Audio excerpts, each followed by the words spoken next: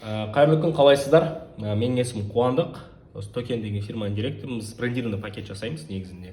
Кәсібіміз сол айналысып отқан. Бірақ одан бөлек мен кезінде грантқа әбден қатысып, әбден күйгем, көп, бірақ ұтқанмын.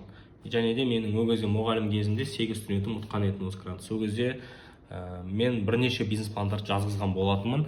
Ол бизнес пландардың барлығы міне тұр осы жерде. Кез келген біреуін ашып көрсетемін. Мысалы, производство майка дейді. Слайды бар, бизнес план шаблоны бар. Так, ашып көрсете салайықшы. Бір минут. Бизнес план. Кәдімгі бүкіл структурасы. Мен негізі ол кезде стандарт осындай еді, осы стандарт бойынша жазғызғанбыз бәрін.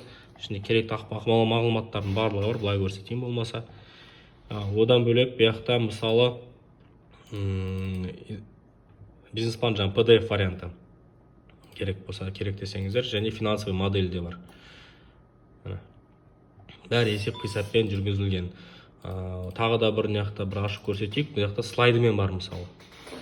Бұл бізде открытие развлекательно лазерного центра дейді мысалы. Тоже бизнес план. Тоже по стандарту жазылған. Сол кездегі стандартпен. И және де оның слайды да бар бізде, керек десеңіздер. Сол сияқты сол сияқты автобустың производствосы ғой.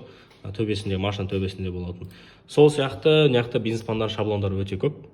Кейін алған кезде осыны кез келген өзіңіздің ыңғайлысын таңдап корректировка жасап аласыздар. Себебі қазір білесіздер, гранттың системасы өзгерді. Қазір онлайн қылып жерді ма, сайтпен заявка қылатын берді, 2-3 парақ қылып жерді, баяғыдай жазбайтын, 2-3 парақ қылып тастады.